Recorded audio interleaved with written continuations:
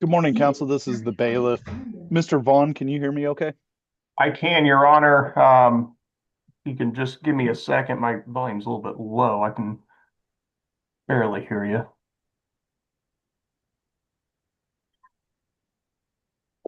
Can you hear me? Yes, I can. This is the bailiff, by the way. Can you hear me better now? Yes. Okay, thank you. Miss Buckley, can you hear me okay? Miss Buckley, can you hear me okay?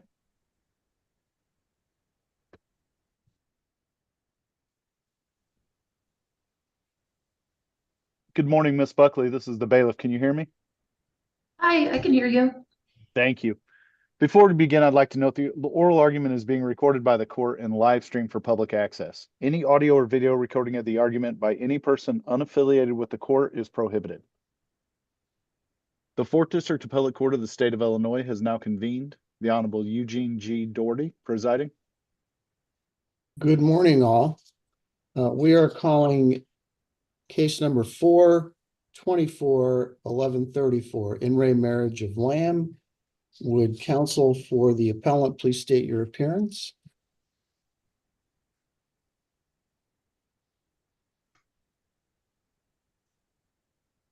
Mr. Vaughn, can you hear us? Yes, Your Honor. I apologize to you. Yes. Devin Vaughn on behalf of the appellant Thad Lamb. And for the appellee? Good morning, everybody. This is Attorney Bridget Buckley on behalf of the appellee Rachel Lamb. All right, you may proceed, Mr. Vaughn. Thank you, Your Honor. Your Honor, to please the court and counsel, obviously this is an appeal from the 7th Circuit in Greene County. We had a hearing last June on a modification of child support issue. The quick background of the facts are there are 2 children born to these parties, Your Honors. The parties executed a separation agreement in October 2017 where the parties had 50-50 parenting time on a rotating 2-2-3 schedule. Child support at that time was not allocated based on the breakdown of the parties' parenting time. Since then, Your Honor, in that separation agreement, my client was to pay for all the medical expenses. They were going to break down the extracurricular expenses. Rachel, the petitioner, Your Honor, filed a motion to modify the child support award, which was 0 back in March of 2023. And we had a hearing last June, Your Honor. It's my client's position that at that hearing, there was no evidence presented to show that there had been a substantial change in circumstances warranting the modification of the child support. Again, the parties separated in October 2017. I think Judge Wright held it against my client that he did not produce any tax returns from 2017 or 2018. I think that's not how the case law holds it, Your Honor. I think it's the petitioner, her obligation to show that there had been an increase in the non-custodial parent's ability to pay, as well as an increase in the needs of the child since the previous court order. Again, that previous court order was back in October of 2017. I don't think that there was any evidence to show that there had been an increased ability to pay since the October 2017 order, Your Honor. I believe that Judge Wright misconstrued the case law against my client, and also that there was simply not enough evidence presented by the petitioner to meet that prong of the standard, Your Honor. The second thing was that there had been an increase in the needs of the child or children since the previous court order. That simply was not met either, Your Honor. The court did review the transcripts. Judge Wright at that hearing even gave Ms. Buckley and her client a second bite of the apple to address that, Your Honor, as they did it in their initial direct examination. Long story short, Your Honor, it's our position that simply was not met by the petitioner. Her burden was not met, and the modification for child support should have been denied. What about the cases that suggest that one can infer from the passage of time and the aging of the children that the children's needs have increased? Certainly is the case law, Your Honor. And again, that's just one prong of the of the burden for the petitioner, Your Honor. That is what the case law says. I'm not going to argue with the court that regard. I would just simply point out that there was no evidence presented for that, but still, the petitioner also needed to show that there had been a substantial change in circumstances or an increase in the non-custodial parent's ability to pay. That simply was not done, Your Honor. They had to prove both, and that was not done. In absolute terms, was it done in terms of showing what his income was at the time? Your Honor, we presented evidence that from 2019 to 2023, he works in the construction business. Obviously, there's good years and bad years, ebbs and flows. But in 2019, Your Honor, the evidence was that he made $107,720. In 2023, made $101,860. In those years, the mean was 102,936, Your Honor, those 5 years. I think that's would be appropriate to calculate that, as again, there's obviously ebbs and flows. Sometimes they're going to get the bid and get the job. Sometimes they're not. But would you agree that the record doesn't give us a baseline for 2017? Absolutely, I would agree, Your Honor. But again, my argument is that wasn't our burden to produce that. It was the burden of the petitioner to show that there had been an increase in the other party's ability to pay. That was not done. I think the court construed that against my client, but I think that's a miscalculation, as the case law suggests and says repeatedly, that that's on the petitioner, the party bringing the action, to show.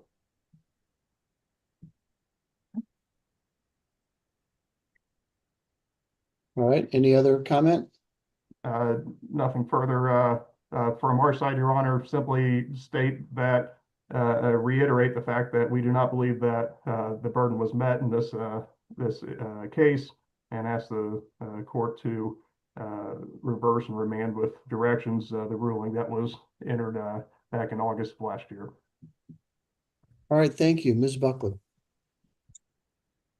Thank you, Justices. So a couple things to point out here. I appreciate the question about the case law. The case law specifically states as to the prong about whether or not there is an increase in the needs of the children, and specifically in Ray Marriage of Adams 2004 IL App 3D, as well as in Ray OJD 2017 IL App 2D. Those were cases that were used both by Mr. Vaughn as well as myself, as well as Judge Wright. In both of those cases, it states whether or not that was pled in our motion, which in our original motion that was filed in 2023, we did state that there was an increase in the needs of the children. So we covered that basis, at least in our motion. And then secondly, whether or not that was stated in the motion, that just because there's been a passage of time, that the courts can presume, meaning the trial courts can presume that because there's been a passage of time, that you can assume that the needs in the children have gone up. And Judge, you specifically asked that question. Are you arguing then that the passage of time is sufficient to obtain an increase in child support without any other evidence? No, absolutely not. I'm going to get to the income part after that. I just wanted to point out that I agreed with your questioning of Mr. Vaughn on that, and I absolutely agree that there needs to be another prong that is proven. I just wanted to make some comments as to that prong, as to that. I believe we met that burden. I believe we showed that burden. My client gave testimony that the client, meaning that she had to regularly take off of work, she was losing income herself, that she was not regularly reimbursed timely by the appellant, meaning that there were instances where she's not having enough income herself to support the children. So I believe here this is showing that throughout the passage of time, the needs of the children are getting more substantial because she doesn't have these out-of-pocket costs anymore that would have gone into her pocket. So in terms of the presumption that the needs of the children would grow over time, is that a poor fit when you have essentially an equal custodial arrangement, that the children are in each household and neither parent has a child support obligation to begin with? In other words, if the costs are increasing for one parent, they're increasing for the other. I think that's a great philosophical question that you ask there, Judge. And I don't necessarily know that that's a question that is fair for me to answer, because the courts have already answered it for us many times, which is that. Have they applied it in a case where there is equal parenting time and no prior support obligation? I honestly don't know the answer to that. And in this instance, though, as far as when we look at the ability of Mr. Vaughn and his ability to pay, I hear I hear Mr. Vaughn keep saying it was our burden to show the increase in the ability to pay. Well, if you look closely at my cross-examination and also what I wrote in my brief, and also what Judge Wright put specifically, was that I pressed hard with Mr. Vaughn to get him to explain to me what his income was. And the judge found that Mr. Lamb was not credible, that Mr. Lamb could not state specifically what his income was, and that the judge found that to be, his specific words were that Mr. Lamb was evasive when it came to pointing out what his income was. So that made it very difficult for us. I also pointed out that in 2024, and I don't believe this was something that Judge Wright took into his consideration, but in 2024, Mr. Lamb received a $16,000 deposit for solar panels. And that right there, go ahead. So, I mean, I think we know how those work, right? That's a reimbursement. That's not income. Sure, that's a reimbursement, but so it's sort of a net zero. If you're getting reimbursed for the cost of something, that's not the same thing as income. Sure, and the way that I was looking at the solar panels was, when one obviously installs solar panels, you do that as a long-term investment, looking to obviously gain money from that on the back end, was my argument from that. Obviously, he's getting a reimbursement from it, but again, when you look back to the income, it was difficult to exactly, when you looked at his pay stubs and you looked at them over the years, we couldn't particularly make out how much his bonuses were, where exactly the bonuses were going in, where they were going out, when we looked at all of his bank statements. Don't we need to have his 2017 baseline to know if his income has gone up? So the way that I don't believe we need to know his 2017 baseline, because at the time the parties chose to waive discovery. And what Judge Wright found at that time was that he wasn't going to construe that against either of the parties. They entered into a marital separation agreement, which is a contractual agreement. Right, but how do we say something has gone up if we don't know the starting point? So the starting point for the judge was looking at the past few years that were produced. And over time, what he could tell was that the bonuses for the past few years that were produced at trial was that each year steadily, Mr. Lamb's income was going up. His reimbursements for gas each year were going up. His reimbursements for his cell phone were steadily going up. And that was his presumption to say, I believe that he obviously has an increase in his income and an increase in an ability to pay. And I don't believe that that is obviously against the manifest weight to disturb the court's original judgment. I guess I'm catching on your words that say the judge presumed his income went up. It's not the judge's burden to presume something, it's your burden to show something. Am I correct? So what I'm saying is if you look at the calculations that were written out in the actual order, the final order, it was shown each year from the exhibits that every single year, starting from, I believe it was 2018, that had been produced. Every year, the bonuses had gone up, the reimbursements had gone up, the Ms. income was Buckley, going up. we can see that the income's going up, but that doesn't necessarily mean he wasn't making more in 2017. How do we know what that initial amount is? So I'm not sure what the initial amount was in 17, because during 2017, when the parties chose to waive discovery and entered into the marital separation agreement, that was when. So typically, typically in a child support case, we don't go back and do discovery for the last 7 years. That's not something that is typical. So I guess this is new to me, if that's what the justices are presuming that we go back and do from the beginning, especially in a case where parties entered into a contractual agreement. That's not something that we would typically do. We would never go back if we're asking to modify child support, especially when it was set at 0, and grab all the way back for the past 7-8 years to do discovery. We would look at the last 4 years. We'd look at the last 4 years. If you're trying to show, excuse me, if you were trying to show a change, though, wouldn't you, out of necessity, have to show what the initial amount was to show that it changed? And part two, wouldn't you have the ability to, through discovery, to obtain the 2017 income?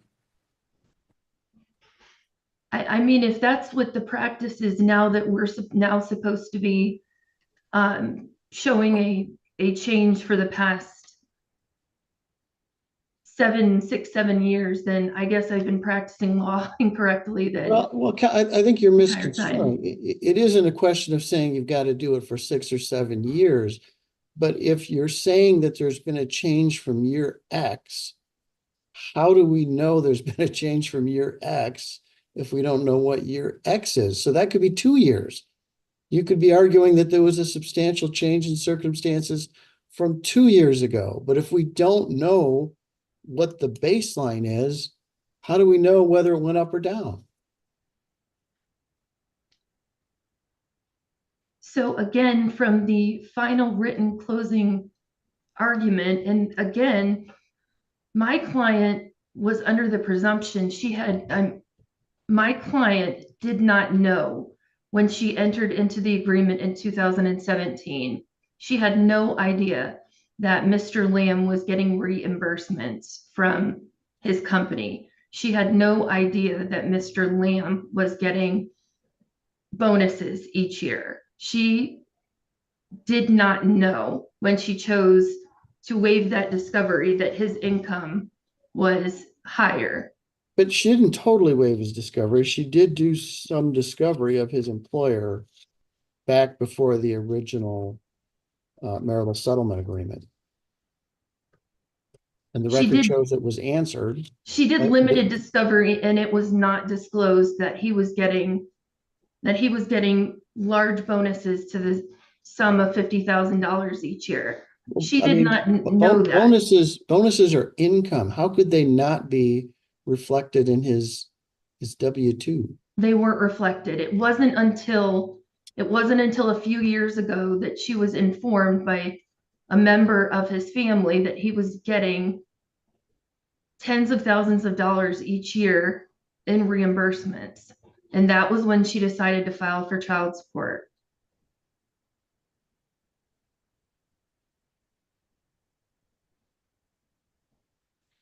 All right, anything further? Nothing further. All right, thank you. To you, Mr. Vaughn. Thank you, Your Honor. Your Honor, just a couple points to the court. I think the court has kind of hit the nail on the head. The case law says you go back to the previous court order. The previous court order in this case was October 2017. So that is the start point. As far as the reimbursements, Your Honor, there was no contrary evidence presented at court by the opposing counsel that any of what he was receiving offset his personal expenses. None, zero. He testified that those were the mileage reimbursement as well as the cell phone was for work, Your Honor. There was no evidence to present to the contrary. And the bonuses are definitely reflective in the tax returns, Your Honor. He testified he's making about $1,300 a week. That comes out to about $69,000 a year, Your Honor. Those bonuses were in the W-2s, 100%, no question about it. And again, as far as what the parties did, as far as getting this legal separation agreement put together in 2017, to me, that's buyer's remorse to now come back years later and say that, oh, I didn't know, so I should be awarded for that. And another thing, Your Honor, I think the court addressed this as well. The price of milk for my client is the same as the price of milk for Ms. Buckley's client when it comes to their 223 50-50 custody situation. That costs, there's no way to go around it. And again, I still didn't hear any argument from Ms. Buckley as far as the needs of the children to this date, Your Honor. So again, our position was that it was the petitioner's burden to show that there had been a substantial change in circumstances. As the court knows, that's showing both an increase in the other party's ability to pay as well as showing an increase in the needs of the children, Your Honor. Both prongs need to be met. That simply was not done at our hearing back in June of last year. All right, well, I thank both counsel for your arguments. We will stand in recess and issue a decision in due course. Thank you. Thank you.